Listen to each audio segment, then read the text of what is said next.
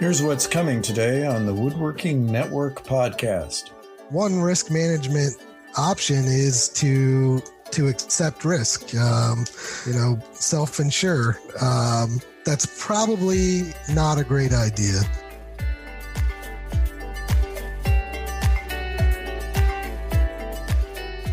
Welcome to this episode of the Woodworking Network podcast. Join us as we explore the business of woodworking, big and small, and what it takes to succeed. I'm Will Sampson.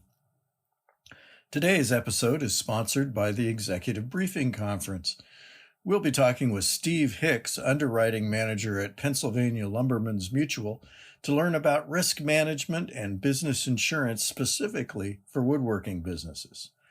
But first, I want to talk about what are you risking? When you get right down to it, practically all of being in business is about risks. In the first place, you are risking your money and your time on a bet that you will reap rewards to propel your business into the future. Every time you deal with a customer or client, you are risking future business and your reputation on the bet that they will love what you do for them and tell their friends, thus spreading the good word and earning you more orders. Then there are the obvious physical risks, many of which are made more dangerous by their connection to woodworking. Every time you or your employees step in front of a table saw, joiner, planer, or virtually any woodworking machine that cuts or molds wood, you are risking serious injury or even death. If you aren't careful about wood dust, it could affect your health or start an explosive fire that potentially could destroy your business. If you do your own installations or deliveries, every time you set out in your truck or van, you're taking a risk. When you're working on a job site, the risks are even more intensified by not only your usual risks, but also the risks of working on a customer's site. You could damage their property as well as, or in addition to your own. There are risks associated with the trust you place in your employees and the risks that are out of your control connected to the economy or things like the pandemic we've been going through. Boy, that's been a lesson in risk. Now, lots of these risks you can do something about. For many, you can pay for insurance that will protect you from financial harm related to things like fire and physical damage. You can educate yourself and staff to prepare for known risks and be better equipped to cope with surprise risks. But let's face it, all the preparation and insurance in the world can't prepare you for everything.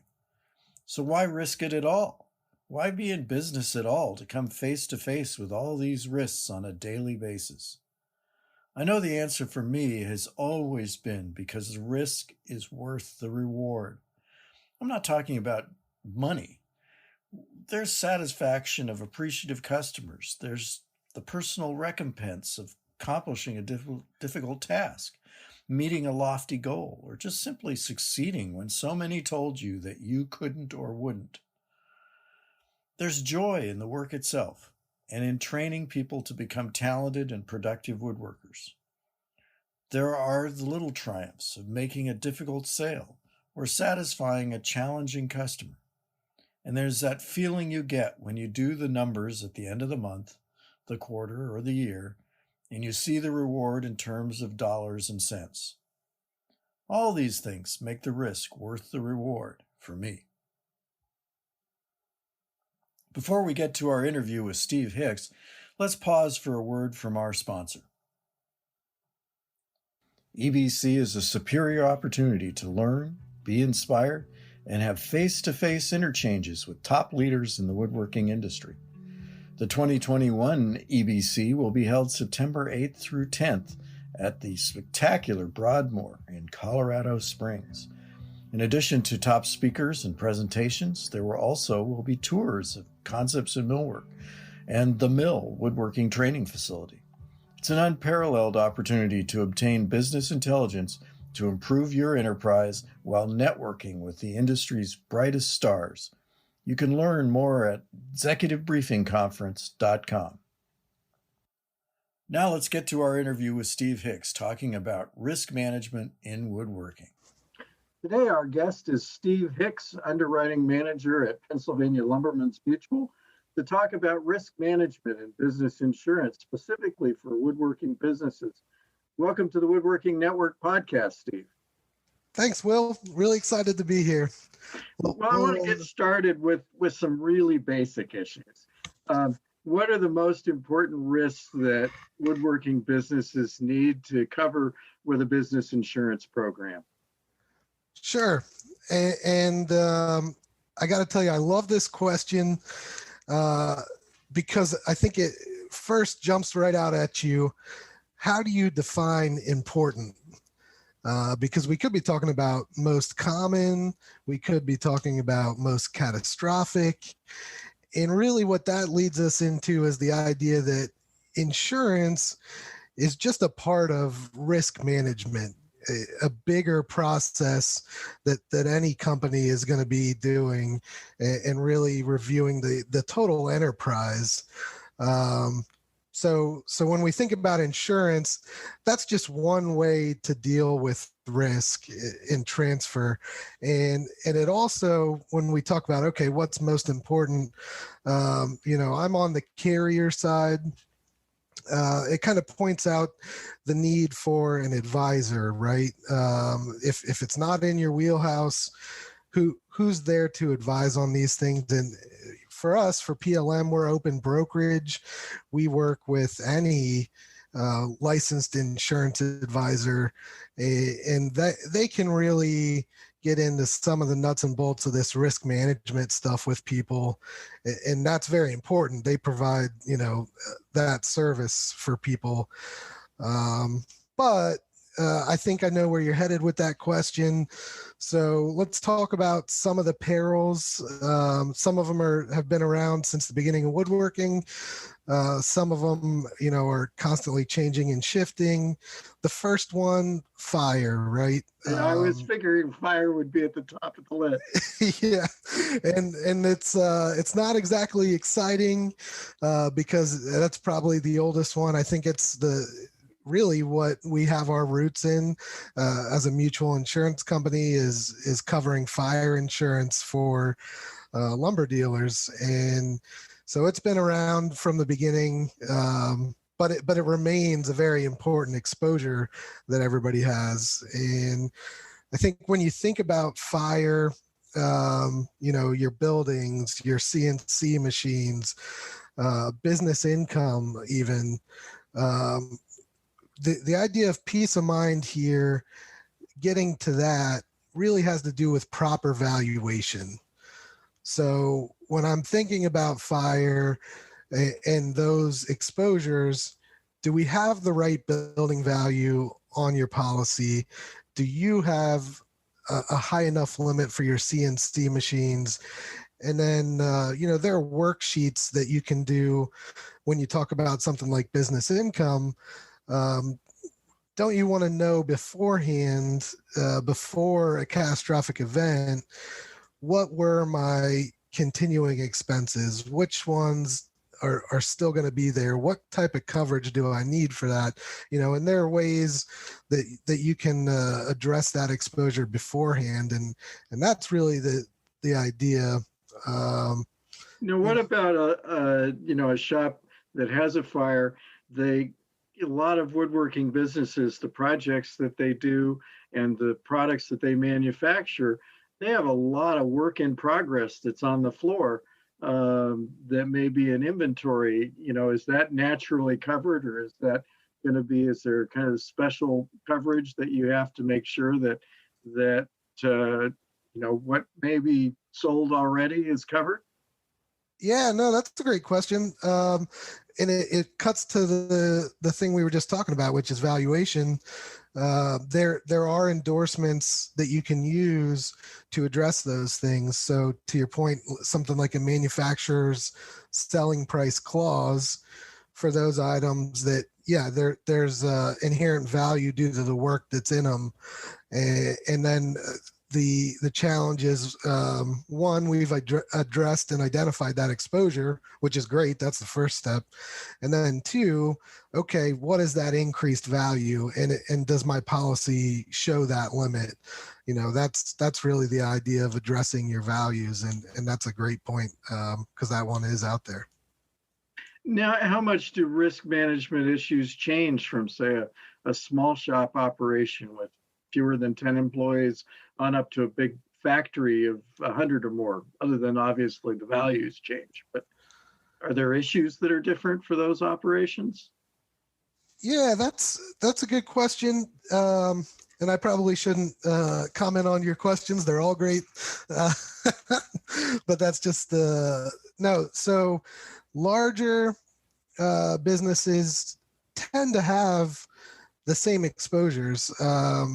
So for smaller shops, that really does put a lot of the onus on owners to understand this stuff. And that's where a team like PLM and the loss control team that we have can really help out with some of the risk management stuff. That's where your insurance broker can really help with some of the risk management stuff. Because one thing that you start to see as you get into bigger companies are actual risk management roles.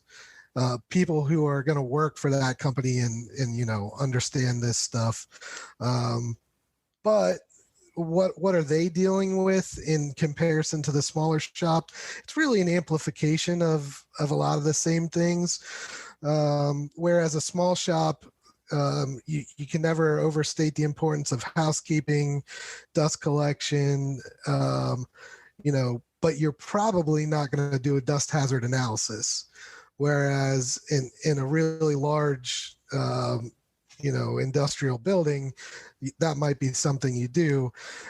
In your small shop, maybe you have an interior, dust collection bag. Whereas in your big shop, you might have a large exterior dust collection system, probably outfitted with spark detection and fire suppression, possibly with an automatic abort gate.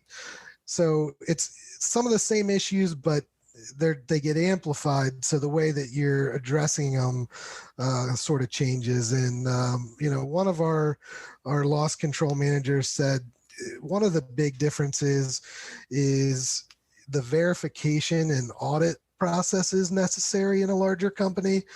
With your smaller shop, one of the nice things is how involved the owner can be. And so you get a degree of care that really in a larger spread out company is almost impossible. I mean, you're talking about somebody's baby, it's their business, and doing these things, going through the loss control processes, that's their job. That's part of what they're going to do because they love that business so much. When you move to the larger company, there may be paperwork and checklists and everything, but then on top of that, management sort of has to come behind and really verify that things are being done the way that everybody wants. Management may not be aware of potential risks that are lurking out in the plant, someplace that they don't visit on a regular basis. That's exactly right.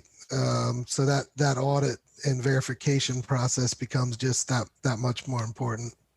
Now, we talked about fire. We talked a little bit about business income.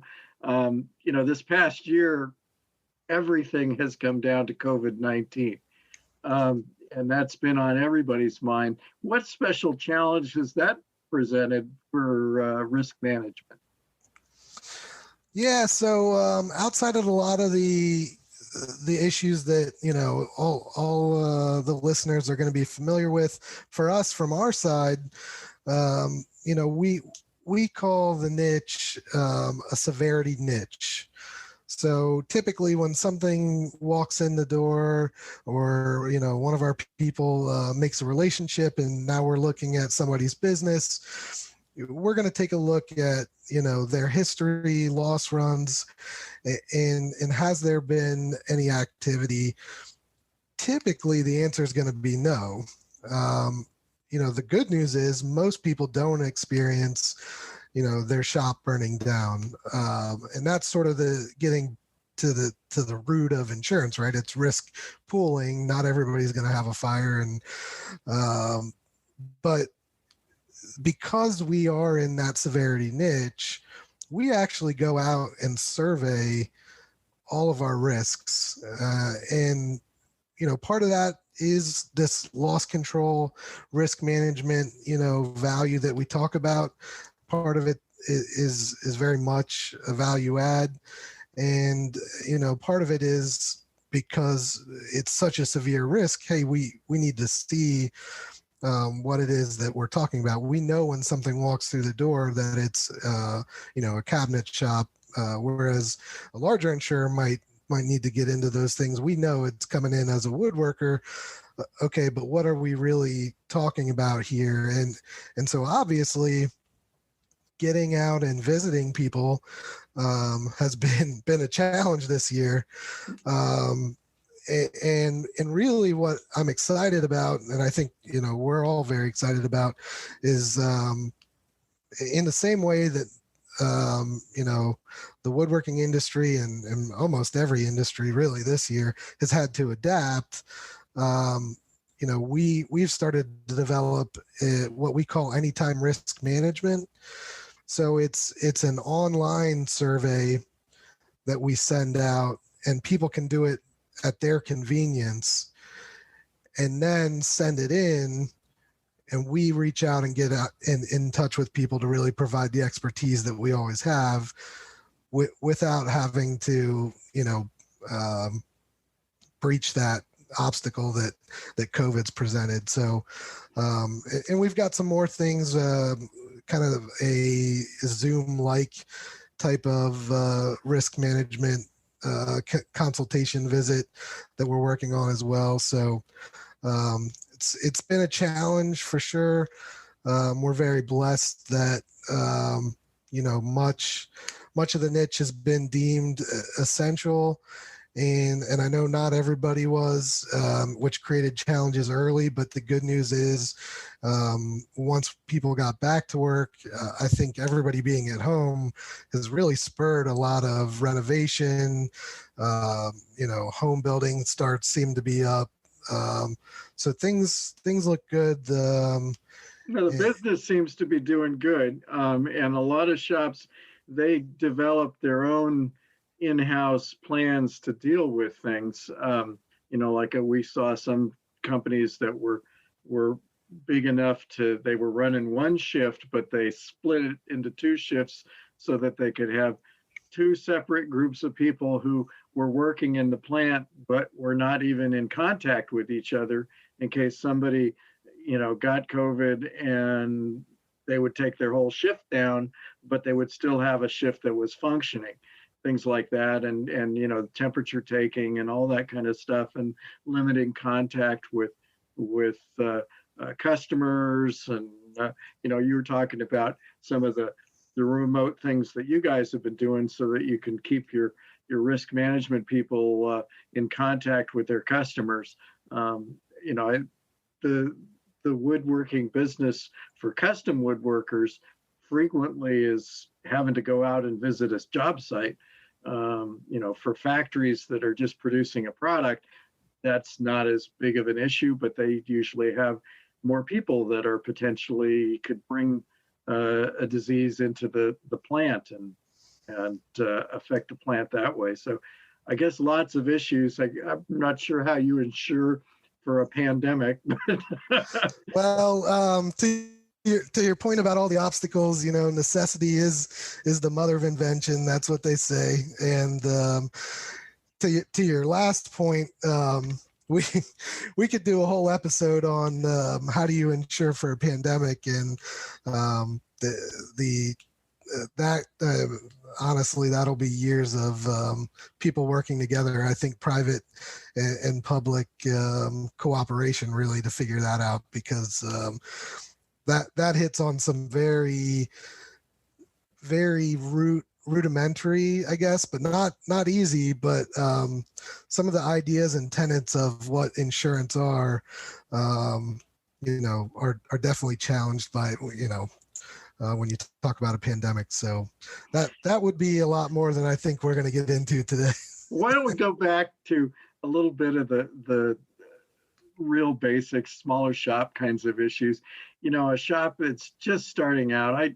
I sometimes hear about these shops that try to get by without business insurance. They're trying to, marshal their resources and get started. And they think, oh, I don't really need that to get started. Maybe they're in the garage just getting going or whatever. And they figure they can't afford it. What do you say to them? I know everybody's always getting squeezed on the margins. The idea of, I guess the basic idea is to really take a look and say, can you afford to not afford it? One risk management option is to accept risk, self-insure. That's probably not a great idea. One big loss can put you out really fast. That's exactly right. And here's the bigger issue. Right now, what's happening with litigation is really throwing a wrench in the insurance world. And, I think a lot of people are dealing with it on the front end. Things have become so, well, I guess what they call it is social inflation.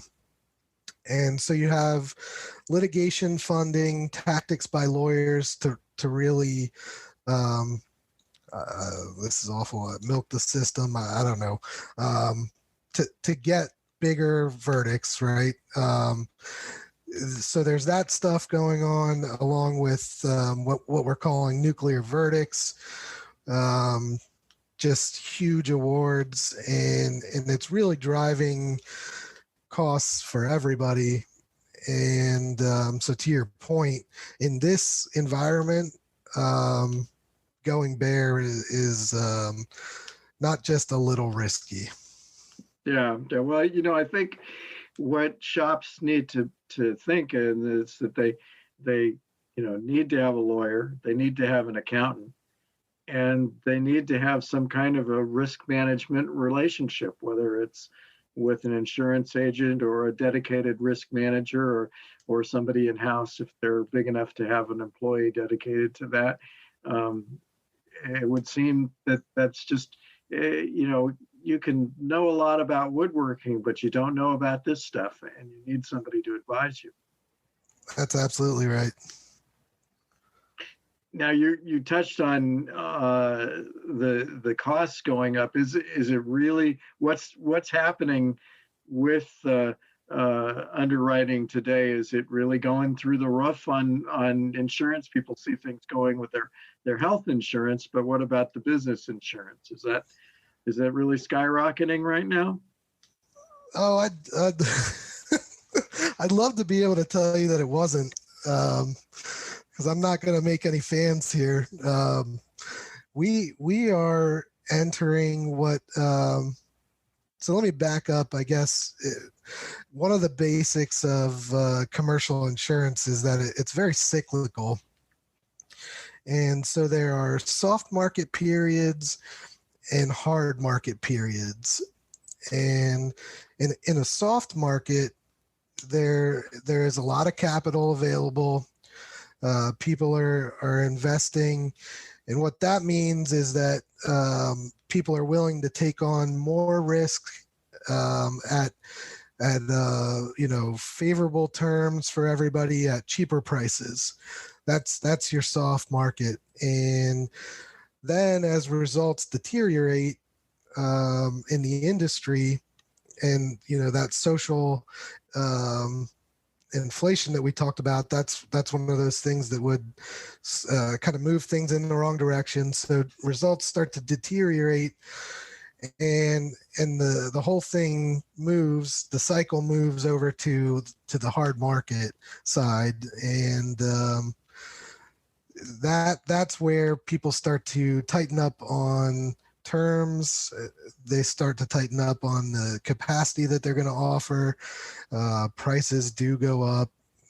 So the cost of insurance right now is increasing substantially on umbrella excess coverage. That is the big one right now, and that was preceded and still sort of follows issues in commercial auto. So for your smaller shop that doesn't have a big fleet, that's great news, because fleet management is one of the biggest topics that we talk about right now with our insureds to try to manage risk and some of these costs. It really is driving not just the auto, but then into the excess layers as a result of some of these,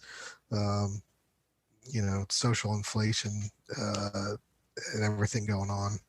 Is there a particular coverage that in this market segment in the woodworking industry that is most frequently overlooked that folks should pay attention to? A segment, you mean in the way of kind of coverage that gets overlooked? Yeah, like you had mentioned business income coverage, or Yeah, business income's a great one. I don't think people. It would seem, based on the policies that I see, not enough people think about that now. We can save some of that talk for the pandemic episode and future talks. But regardless, it is a very, in the event of a fire, it is very handy and something people really want to do. They do want to think about. I think what really fits the bill of the overlooked, it maybe not necessarily overlooked, but don't quite see it coming yet, but seems to be gaining, and that's cyber liability, cyber coverage. And so really, when you think about a small shop, well, what type of exposure do I possibly have? I mean, are you doing payroll on a computer? Do you have a website? Do you take credit cards? And really even CNC machines, when you're hooked up to software, as the Internet of Things sort of starts to connect everything that we use, all of a sudden everything is exposed to, cyber and cyber. So you're talking about coverage to protect you against a hack or cyber attack or something like that? That's exactly right. Yep. And there's coverage out there that will cover the first party, so your computer itself, any damage to the machines, and then any kind of liability, right? So if they're using your computer IP address to be part of a malicious event, there's liability coverage if say your employee's personal identification information, if that gets leaked somehow through a hack, there's coverage for that. Some of the other things we see are cyber extortion, kind of more like your old school virus that you would think of, where they lock up your computer and require a ransom. There's coverage for that, as well as what there's a lot of right now is phishing, where emails will come through that appear to be legitimate, but they're not. They're telling you to send goods to a certain location, payments to another location, and they were, malicious, fraudulent emails to start with. So that's one of the really big, I think, things that people need to consider moving forward. Wow, that's something to think about. And I suppose on a really small scale that could cause a big problem, you could have a disgruntled employee that somehow sabotages your computer system and software too on the way out the door. Yeah, absolutely. And we might be blurring lines on some of these coverages, but that just takes us back to the importance of that insurance professional advisor, and they can walk through some of those fine lines. Now, is that a service that your company and your people provide, or is that a service that somebody should get as an independent risk management advisor? Or how does that work? Does it depend on the operation? Yeah, so that again, that'll be through your broker, the licensed broker that you choose. We are open brokerage, so we'll work with any licensed broker, and that tends to be their role, advising coverage.